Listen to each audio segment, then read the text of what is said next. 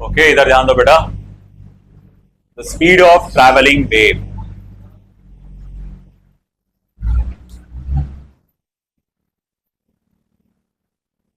पीछे पलटेगा तो नहीं ना? हाँ, नहीं ना? हाँ तो बैठ रहना। और तुम तिकड़ी भी रहे, अबू सर, बिलाल, साद, तुम भी जरा खामोश बैठना। तुम्हारी तिकड़ी बैठी की चालू हो जाती बातें करना। खैर, the speed of travelling wave, मान के चलो this is X axis, this is Y axis, और इस पे मैं एक वेव ड्रॉ कर रहा हूं। इस तरह से मेरी वेव इस मीडियम में जनरेट हुई है। कुछ देर के बाद ये वेव कुछ ऐसी हो जाएगी, मतलब ये हिस्सा जो पहले यहां क्रेस्ट, मतलब रस्सी का ये हिस्सा पहले क्रेस्ट बना था, थोड़ी देर बाद रस्सी का ये हिस्सा क्रेस्ट बन जाएगा। यहां से यहां तक का लोकेशन मान लो x है, और यहां से लेकर यहां तक का जो लोकेशन है वो है x प्लस डेल्टा x। तो जाहिर बात है ये दोनों क्रेस्ट के बीच में का डिस्टेंस क्या होगा? Delta x। ये लोकेशन पे जो टाइम है वो t है, और ये लोकेशन पे जब क्रेस्ट पहुंचा तो टाइम कितना हो रहा था? t plus delta t। ये समझ में आ गया बेटा? अरे रस्सी को आप झटका दो यूं, रस्सी का हर एक पार्टिकल बारी बारी से ऊपर जाता है ना। मान लो ये ब्लैक कलर में जो है वो पहले रस्सी थी, तुमने उसको झटका दिए, उसमें वेव जनरेट हुई, तो कुछ वक्त बाद मैंने देखा कि ये रस्सी का हिस्सा ऊपर है, मतलब यहां क्या पैदा हुआ? क्रेस्ट। क्या पैदा हुआ? क्रेस्ट। ठीक है, ये कितने पोजीशन डिस्टेंस पर है? x। टाइम कितना हो गया? t। कुछ देर के बाद ये बना क्रेस्ट, कुछ देर के बाद ये बना क्रेस्ट। अच्छा, डिस्टेंस कितना हो गया? x plus delta x। Time कितना हो गया? t plus delta t। यहां से यहां तक आने के लिए डिस्टेंस कितना हो गया? Delta x। और यहां से यहां तक आने के लिए टाइम कितना लगाऊंगा? Delta t। ओके, अच्छा देख, ये कौन सा पोजीशन है? क्रेस्ट। ये भी क्या पोजीशन है? क्रेस्ट। क्रेस्ट का फेस एंगल कितना होता है? क्रेस्ट का फेस एंगल, पॉजिटिव क्रेस्ट का फेस एंगल क्या होता है? 90 डिग्री, π/2 रेडियन, है कि नहीं?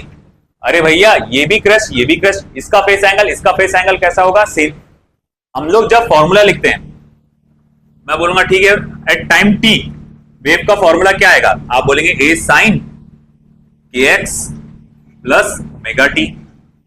अच्छा, time t plus delta t पे क्या होगा वेव का फॉर्मूला? आप बोलेंगे sir y equals to a sin k x plus delta x plus omega t plus delta t, है ना? अब क्योंकि पोजीशन बदल गई ना, पहले पोजीशन ये थी, अब पोजीशन ये है x प्लस डेल्टा x। पहले टाइम t था, अब क्या टाइम है? t plus delta t।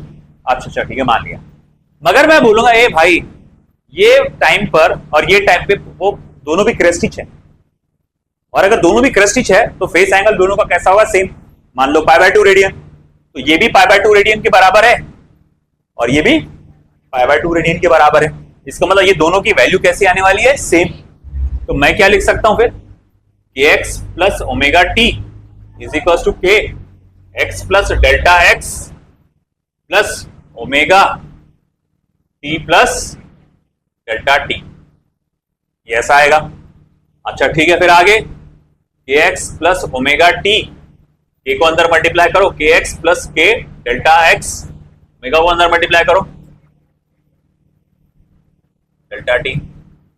kx गया, ओमेगा टी गया, 0 is equals to k delta x plus omega delta T. तो मैं इसको इधर ला लेता हूं, तो वो k डेल्टा x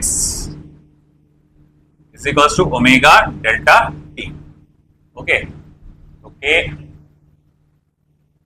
अच्छा माइनस चाहिए था कि एक्स माइनस ओमेगा टी होता है ना, ये भी चलता है, ऐसा वो नहीं है, गलत नहीं है, बट ठीक है, बेटर ये रहेगा।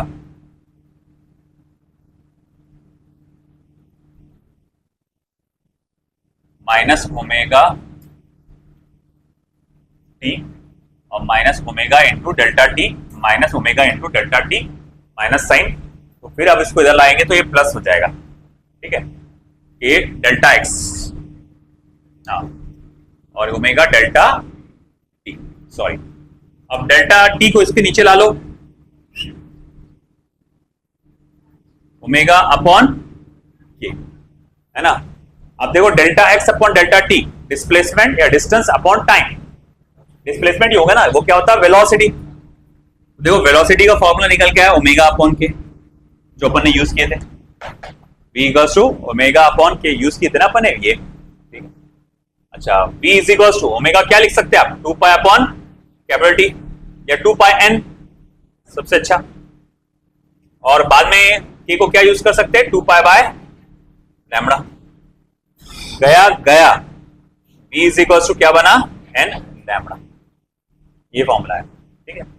अब एक इंपॉर्टेंट बात, ये फॉर्मूला वेलोसिटी डिटरमाइन करने के लिए नहीं है, ये formula frequency and wavelength calculate करने के लिए है। बोले सर ये क्या बात हो रही, फोर्स का न्यूटन लॉ का फॉर्मूला क्या है, मास इनटू एक्सेलरेशन, वो फॉर्मूला काहे के लिए बना था, मास कैलकुलेट करने के लिए बना था क्या, फोर्स कैलकुलेट करने के लिए बना था। मास किसी और मेथड से कैलकुलेट किया जाता है, वो असल में फोर्स कैलकुलेट करने के लिए बना था। तो भैया हमारी फ्रीक्वेंसी और वेवलेंथ डिसाइड नहीं करती कि वेलोसिटी क्या होगा, हमारी फ्रीक्वेंसी और वेवलेंथ एक कागज का टुकड़ा डिसाइड नहीं कर सकता मेरा फ्यूचर क्या होगा, है ना। वैसे ही ये फ्रीक्वेंसी और वेवलेंथ डिसाइड नहीं करती कि वेलोसिटी क्या होता है, वेलोसिटी पहले से डिटरमाइन होता है on based on the material properties. ये असर्शन एंड रीजन स्टेटमेंट वाला क्वेश्चन बन सकता है, ध्यान रहना कि वेलोसिटी कौन डिटरमाइन करता है, material properties, properties of the material. बोले सर वो क्या, आगे देखेंगे अपन। ये फॉर्मूला सिर्फ ये बताता है अगर वेलोसिटी ये रही, फ्रीक्वेंसी ये रही तो वेवलेंथ क्या, अगर वेलोसिटी ये रही, वेवलेंथ रही तो फ्रीक्वेंसी क्या, ये बताता है। असल में ये फॉर्मूला वेलोसिटी कैलकुलेट करने के लिए बना है क्या, नहीं, वो किस लिए बना है, फ्रीक्वेंसी को या वेवलेंथ को कैलकुलेट करने के लिए। और ये ऐसा फॉर्मूला है धड़ल्ले से बहुत जगह इस्तेमाल होता है, ये बहुत इंपॉर्टेंट फॉर्मूला है, v is equal to n lambda, है ना, relation between velocity, frequency and wavelength. आगे आप जब पढ़ेंगे, आप इवन रे ऑप्टिक्स चैप्टर पढ़ोगे, वेव ऑप्टिक्स चैप्टर पढ़ोगे, इसी चैप्टर में आगे भी पढ़ोगे, बहुत बार यूज होता है, ठीक है। तो अच्छे से देख लो, अपने रीड कर लो नोट्स में से।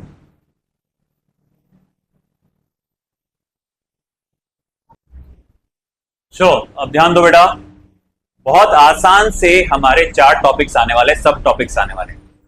इस टॉपिक में सबसे पहले अभी हम लोग ने देखा था the relation between velocity, frequency and wavelength, v equals to n lambda. अब उसके बाद हमें ये पार्ट्स देखना है, बहुत इंपॉर्टेंट है। Speed of transverse wave on a stretched string, speed of longitudinal wave यानी कि स्पीड ऑफ साउंड बोला गया है, और फिर speed of sound in a solid bar, speed of sound in a gas यानी आइडियल गैस अप्रोक्सीमेशन, ये बोला गया। बहुत आसान है। खास बात बता दूं, ये सारे के सारे फॉर्मूला एम्पेरिकली डिराइव किए गए हैं, एम्पेरिकली, मतलब अभी हमको जो स्टडी करना है वो एम्पेरिकली स्टडी करना है। बोले एम्पेरिकल में और सादे में क्या होता है, सादा डेरिवेशन ऐसा होता है जिसमें सारे एस्पेक्ट्स को बारीकी से देखकर एक लंबा चौड़ा थेसिस लिखा जाता है और डेरिवेशन बताया जाता है, देखो ये ऐसा इस वजह से होगा, है ना। न्यूटन सेकंड लॉ लगा के पहला वाला टॉपिक के अंदर वेलोसिटी ऑफ साउंड कैलकुलेट किया जा सकता है, velocity of wave, sorry. But problem ये है कि वो इतना लेवल हाई है उसका कि एनसीईआरटी लिखता है it is beyond the scope of this book, ये इस बुक के स्कोप के दायरे के बाहर है। तो एम्पेरिकल फॉर्मूला कैसा, अंदाजे पे लगा जाता है। बोले कैसा, देखो सबसे पहले speed of transverse wave on a stretch string की बात करते हैं, मतलब ये वाला टॉपिक। मान लो 2 रिजिड सपोर्ट है, और उस रिजिड सपोर्ट के बीच में एक रस्सी तन के, आपका ऐसा तना के बोलते हैं ना, एकदम टेंशन क्रिएट करके आपने यहां पर लगा के रखी। और यहां पर भी एक रस्सी है, मगर एकदम टाइट नहीं है, एकदम लूज है थोड़ी सी। मैं बोलूंगा टेंशन किस रस्सी में ज्यादा है? पहली वाली रस्सी में टेंशन फोर्स होता है ना, लॉज ऑफ मोशन में पढ़े थे, याद है? अब अगर मैंने यहां पर उसको ऐसा प्लग करके छोड़ दिया तो मैं देखता हूं एकदम तेजी से वेव वाइब्रेट होते, तेजी से वाइब्रेट करता है। और यहां प्लग करके छोड़ूंगा, मतलब क्या? स्पीड ऑफ वेव बहुत कम है। तो देखा ये गया, स्पीड ऑफ वेव जो है वो टेंशन से प्रभावित होता है। टेंशन बढ़ने से वो बढ़ जाता है और टेंशन कम होने से कम हो जाता है। इसी तरह ये भी देखा गया कि speed of wave linear mass density यानी मास पर यूनिट लेंथ, इस पे भी डिपेंड करता है। अगर मैं मास पर यूनिट लेंथ बढ़ा देता हूं तो वेलोसिटी कम हो जाती है वेव की, और अगर मैं मास पर यूनिट वेवलेंथ कम कर देता हूं तो वेलोसिटी क्या हो जाती है? बढ़ जाती है। तो हमने क्या किया, टेंशन का डायमेंशन डिवाइड किया लीनियर मास डेंसिटी के, म्यू बोले तो लीनियर मास डेंसिटी से, तो क्या आएगा? टी का डायमेंशन क्या होता है? m1 L2 T - 2। म्यू का डायमेंशन क्या होता है? m1 L - 1। मास पर यूनिट लेना m1 L L1 है, सॉरी मैंने एनर्जी का लिख दिया। m1 L1 T - 2 upon m1 L - 1। अब क्या हुआ? ये कटा, फॉर्मूले में ये -1 प्लस हो जाएगा L2 T - 2, यानी कि L1 T - 1 और उसका क्या आएगा? स्क्वायर। यानी किसका स्क्वायर हो रहा है? ये डायमेंशन ऑफ वेलोसिटी का स्क्वायर। तो देखो tension upon mu is equal to फिर क्या है? वेलोसिटी का स्क्वायर। तो यानी tension upon mu is directly proportional to velocity का स्क्वायर, और velocity is equal to under root of, directly proportional to under root of T by mu, है ना। बाद में पता चला कि भैया आप इसको ऐसा लिख सकते हैं, और बाद में पता चला कि यहाँ जो कांस्टेंट ऑफ प्रोपोर्शनैलिटी आने वाली है इसकी वैल्यू क्या होती है? 1 होती है। हमारे को कैसे पता चला? ये हमारे को नहीं है, हमको सिर्फ है कि बस बाद में ये पता चला था कि ये c की वैल्यू 1 है। और फिर हम लोग कहेंगे कि वेलोसिटी एक ट्रांसवर्स वेव, मतलब velocity of a transverse wave in a string, यानी एक रस्सी में जब ट्रांसवर्स वेव जनरेट होती है, इसमें एक रस्सी में, इसमें बेटा रस्सी में कौन सी वेव? ट्रांसवर्स वेव, है ना। ये ऐसे से जाती है ना, जो वेव जनरेट होती है उसका फॉर्मूला, वेलोसिटी का फॉर्मूला ये under root of T by mu. आएगा समझ में? कुछ भी नहीं था, क्या करना था तुमको मालूम है? इससे बढ़ता इससे कम होता, दोनों के डायमेंशन का क्या ले लिया तुमने? रेशियो।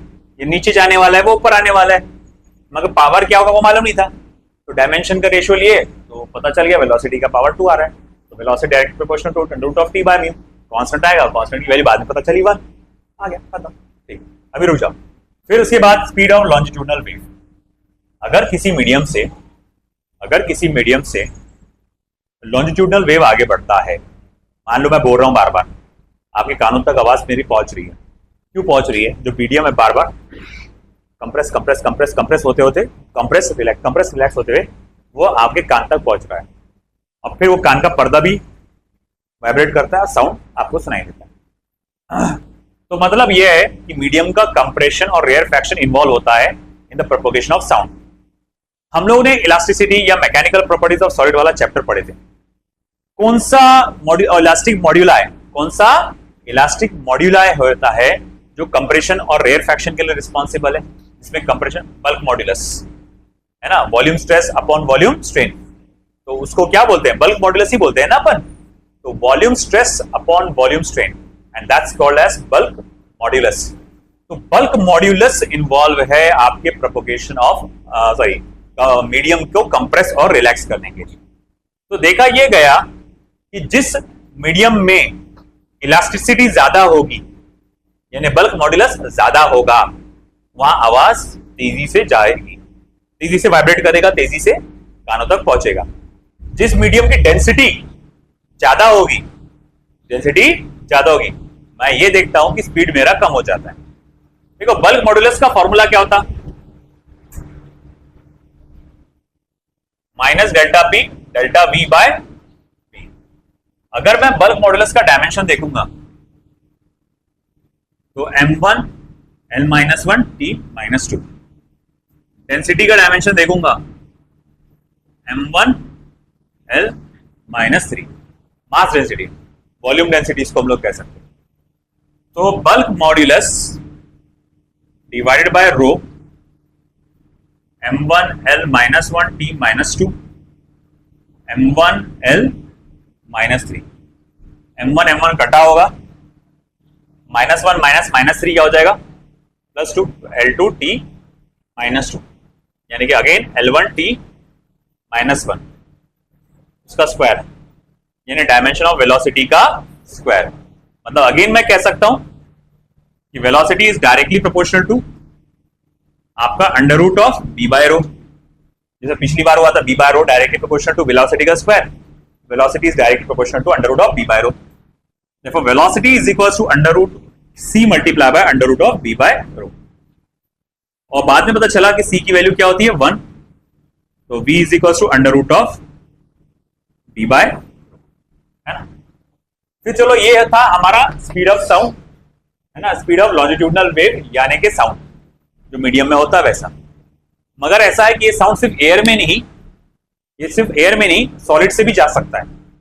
तो याद है मैंने बोला पुराने जमाने में तार लगाते थे कब, और hello hello mic testing hello. अब फिर भी आवाज आ रही है, क्यों आ रही है? क्योंकि मैं जो भी बोल रहा हूं ये तार में वाइब्रेशन हो रहा है, लैटरल वाइब्रेशन भी होता है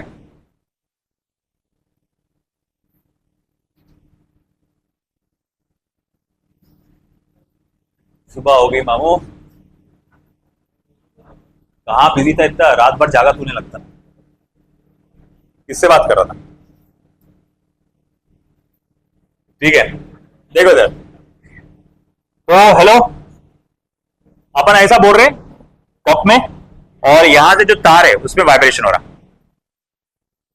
ऐसा वाइब्रेशन होते होते होते होते साउंड आगे बढ़ता। अब ये कौन सा वाइब्रेशन हो रहा? लॉन्जिट्यूडनल। कौन सा वाइब्रेशन हो रहा?